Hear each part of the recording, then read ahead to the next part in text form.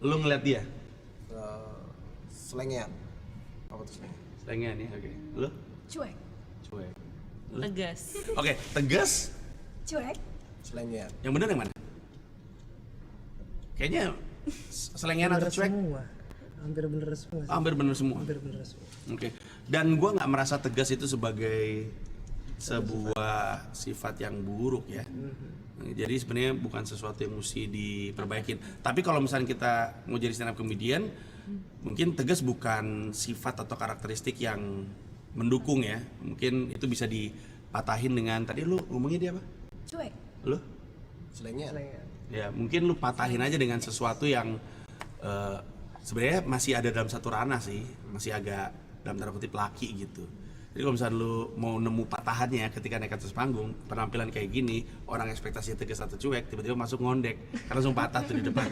Setidaknya untuk dapetin ketawanya aja. Karena kalau lu beda kan, kita kan harus melakukan pematahan di panggung kan. Sama seperti Viko kalau lu masih ingat, badannya gede, orangnya hitam, ketika buka, Assalamualaikum.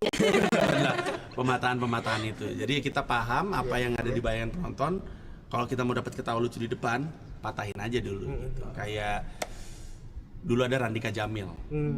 Kalau Randika Jamil itu dulu waktu zamannya masih ikutan kompetisi yang di stasiun TV itu, dia pakai jaket kulit, jaket jeans, terus sepatunya ya danannya kayak anak motor. Terus ketika buka dia diam dulu gitu.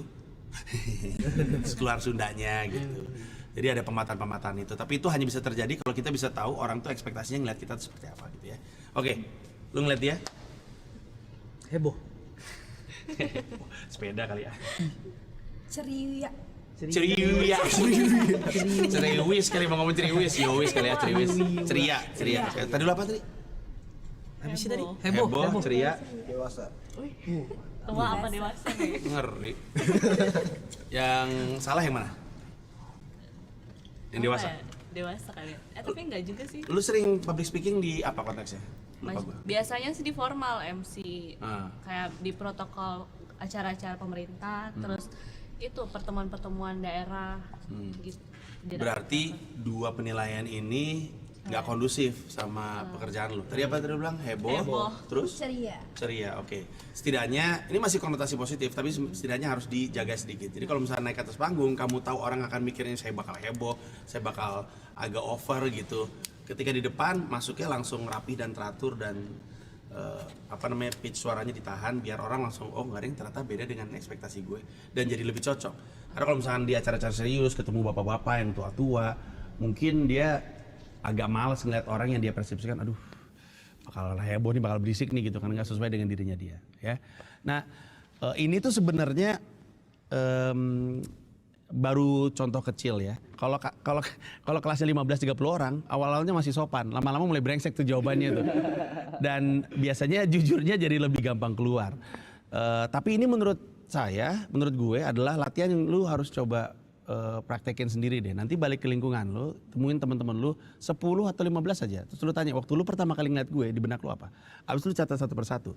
Kalau misalkan di antara teman-teman lu tuh udah mulai muncul yang jelek-jelek dan ternyata ngulang, lu tahu bahwa oh kayaknya ini kan kita cuma berempat dan kemungkinan jaim karena ada kamera aja.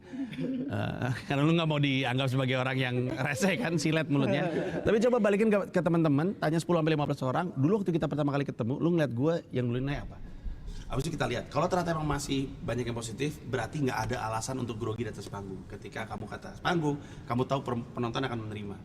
Kendalanya adalah kalau ternyata pas dilihat ada hal-hal yang sifatnya nggak oke, atau nggak sesuai dengan kebutuhan kita di atas panggung, nah kita tahu ini yang mesti gue perbaiki di depan.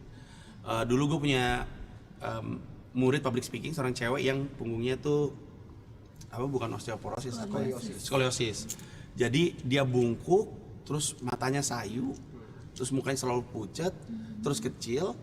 Jadi ketika dia ditanya, kesan pertama ngeliat orang ini yang muncul adalah bosan, pendiam, terus udah gitu dingin, terus udah gitu basi, gitu-gitu. Sehingga kita tahu, ya jadi maksudnya nggak asik lah gitu, nggak seru gitu. Sehingga gua ngomong sama dia, oke lu tahu sekarang proses kendala lu apa ya, lu harus aminin ini, emang ini yang ada di benaknya penonton. Gimana caranya kita bisa patahin ekspektasi ini dengan langsung apapun yang ngelakuin pertama, lu bikin mereka ngerasa, ternyata orangnya seru. Nah kendalanya emang suaranya pelan. Jadi dia sampai dengan hari ini kalau presentasi malam sebelumnya tuh rajin nyari foto-foto lucu di internet. Sehingga ketika dia selamat malam, kan suaranya pelan ya, selamat malam, nama saya terus slide pertama foto lucu, orang pada ketawa gitu. Jadi ada sesuatu yang dia coba patahin di depan. Kurang lebih seperti itu. Nah, itu tadi adalah latihan kecil. Ini adalah cara untuk saya mencoba kasih tahu sama murid-murid saya bahwa sebenarnya kebanyakan orang ketika public speaking itu masalahnya ada di kepalanya dia. Dia takut orang nggak suka sama dia. Dia takut orang punya perspektif sendiri sama dia. Yang mesti disadari adalah kita mesti cek sebenarnya ekspektasi orang seperti apa dan diaminin dan dipikirkan bagaimana caranya kita bisa mengatasi itu. Banyak masalah public speaking nggak ada urusannya sama salah ngomong, belibet, karena tiap hari juga kita seperti itu kan. Dan kalau misalnya kita lagi ngobrol sehari-hari belibet aja nggak kenapa-napa, kenapa kita harus ngerasa grogi di depan banyak orang? Jadi emang bener-bener cuma di dalam hati, dan ini adalah salah satu latihan kecil kita untuk cari tahu sebenarnya kita siapa dan bagaimana kita bisa tetap menjadi diri kita sendiri tapi dengan menjalankan pekerjaan dengan baik. Gitu kurang lebihnya.